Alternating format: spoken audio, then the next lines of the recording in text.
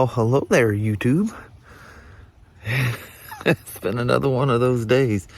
Although we get these little patches of brightness out here, but it's just non-stop raining. It's just a light sprinkle out here now. You can see the haze of the rain in the hills back there.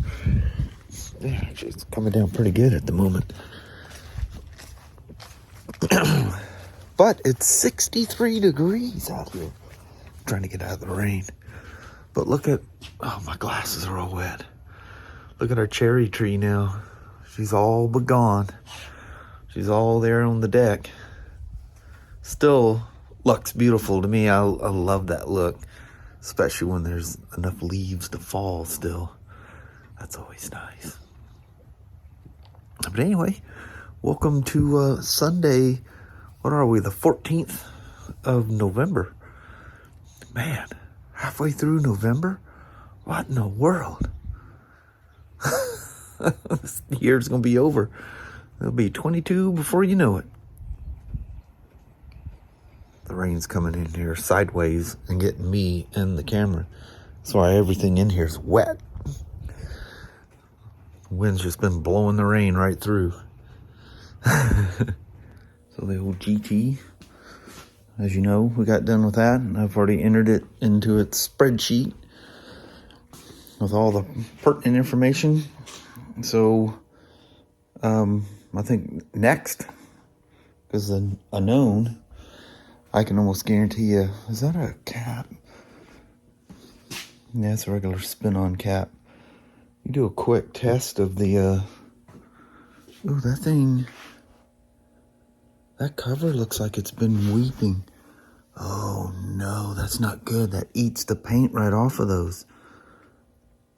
That's why I tell you guys, make sure you wash and dry. Oh no.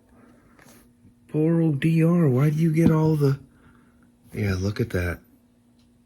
Can I zoom on that? That thing's weeped. The seal must have gone bad on it or something. That eats the... Even though these things are designed to take that, they can't live in it. Oh, that's weird. Oh, yeah. Most definitely. Dadgummit. Well, if it's leaking out, that means it can leak in as well. Man, that's a major bummer. I mean, literally, when I wipe that off, I'm telling you right now, that bubbled up paint's just gonna come off. So I need to order a new seal for that and get that coming. Yeah, once they leak, they're done. And, you know, I wash and dry those things. Oh, the rest of you guys are all happy, aren't you?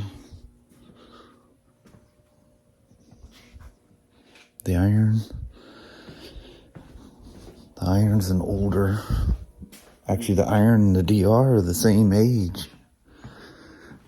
You staying all nice and sealed.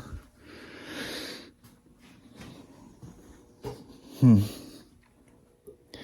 reservoir's on the other side here. Yeah, that's just a spin-on cap. Huh. Didn't expect to see that. So I guess I will have to do something with the DR. But we'll check and test the front master cylinder. There's no clutch because it's cable. And thankfully, Kelly's is cable as well. But look how for 21, and this I think it's the first year they did it, instead of having the reservoir built into the master cylinder, they run a hose up to the top. How about that? But old Roadie Road King over here, she's still a hydraulic. And although they don't recommend it as often, I like doing the clutch as well. But to do the clutch, you have to get this outer, that's a steel outer cover. The actual slave cylinder and stuff is underneath that metal chrome cover. Exhaust has to get all but taken off to get that out. It'd be nice if they had a little bleeder exposed somewhere, but guess I was a year late of going to, yeah, a year late or 2 years late, whenever it was, of getting the clutch cable. It don't bother me one way or the other. The difference between the two is hardly noticeable. Where it's really noticeable is the slipper gripper style clutches these have. The clutch pull is so soft on these things. It's like the BMWs. You know, even though they're hydraulic, literally the clutches look the same as a BMW. They're smaller. 3 little light springs on there. Doesn't need any. Just needs enough springs to pull it apart. You know, in an idle situation. I'm assuming that one, I guess I'll know when we get to 1,000 miles and I pull the jiffy cover off doing the service.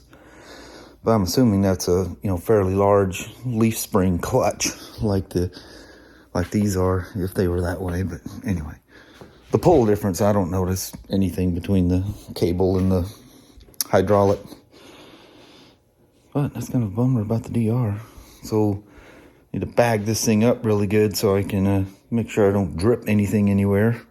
And we'll test out the brake fluid on the front of the old Slim.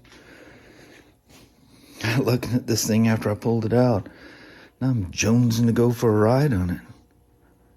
Man, it gets this time of year and just like gaps of time goes by and you go, God Lord, how long's it been since I rode the Slim? As far as I know, everything comes back with a full tank. I'm afraid to find something that doesn't have a full tank.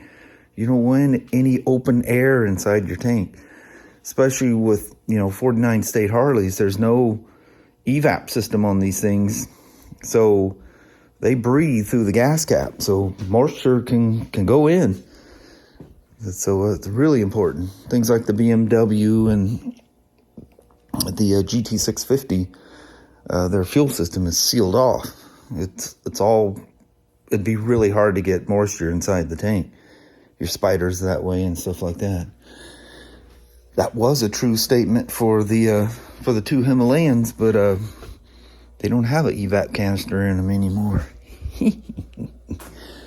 Yeah, I looked down the tank of that thing. I think I've gone through a tank or two since I sucked the water in that thing earlier in the year. And there's no sign of water. I only had to run that. Maybe I didn't get anything in there. I couldn't see anything to start with, so I just used that seat or whatever the heck it's called. Water remover. It doesn't remove it. It makes it suspend in the fuel so you burn it. People think it grabs it off of there and just evaporates. No, it basically makes it mix with the fuel and just gets burnt. So anyway, she's starting to look a little aged color wise, but that doesn't mean anything. This is what's important. So 1%. So she's still more than safe. Way more than safe. But just like I do with all of them, let's just go ahead and get it flushed and make sure it's all good. It's a reservoir for that. Still kind of bummed about that DR. But like I said, we're a Suzuki dealer at our Benz store. Or did I say that? Anyway, we can order them. So let's get some nice fresh BRP XPS .4 brake fluid flush through this thing. First thing we gotta do is relieve the bottle. So some bikes have, like the Royal Enfield has that little screen on the top. These, when you pump the brakes, without a screen, or like some of the manufacturers, like the Japanese, have this little Honda with their Nissan calipers have a little guard that goes over that return hole, which is the small one, because that thing will shoot straight up in the air, come flying up, land right on top of your gas tank, your headlight, your fenders, whatever. Always have a bottle of spray water. That Kawasaki, I need to get over here next to me, but that Kawasaki bottle is full of just straight water. I had another water bottle. I don't know what I've done with it. It was one of those liquid, whatever, liquid crystal cycle wash. I think that's what it's called. But just water in it. Just immediately spray your tank or whatever. Just soak her down. All right, let's get her flushed out. Once again, with that little rigged up adapter, you can use anything. You just don't want to force anything into the little nipple end, because then it makes it fit loose on the, that's why that little T handle, because it's like tapered and it works real well. But you'll see where, turn a light on here, where when you like move around, it'll almost suck that thing dry. But you'll see I left the holes wet. You know, be careful not to bump your lever as well. I don't want to introduce any air into that thing. So that BRP brake fluid obviously is still in great shape because I opened it day before yesterday.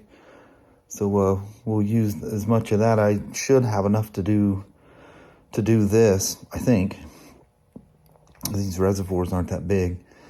And anyway, let's get some fresh fluid in there and push it through. Only got one caliper on this one, which is crazy. You know, the performance of the brake on this one is like noticeably better than the R18. And the R18 has two great big old Brimbos up there, but it weighs quite a bit more too. And the R18 was very, very specifically looking at this bike when they were designing it, which is cool. At least not like other people. They don't copy everything, colors and everything. They just had an idea and made it like it, which is cool. Yamaha did it with the iron back in the day when is the bolt even still around? I don't even know. But anyway, man, the brake lines going to that VCM pump, ABS pump and back must be vast. That took a lot of fluid. I did my normal four cups. It pretty much ended the bottle off. But man, as you can see, the brake line comes down to this crossover, and it doesn't go to the front wheel. What goes to the front wheel is it goes from the VCM packed in up there. A lot of people think when you're pushing that front brake, that hose is going straight to that front wheel. That works if you don't have ABS. I'd hate to think how much brake fluid that thing takes. That two rear master cylinder or slave cylinders, calipers, whatever.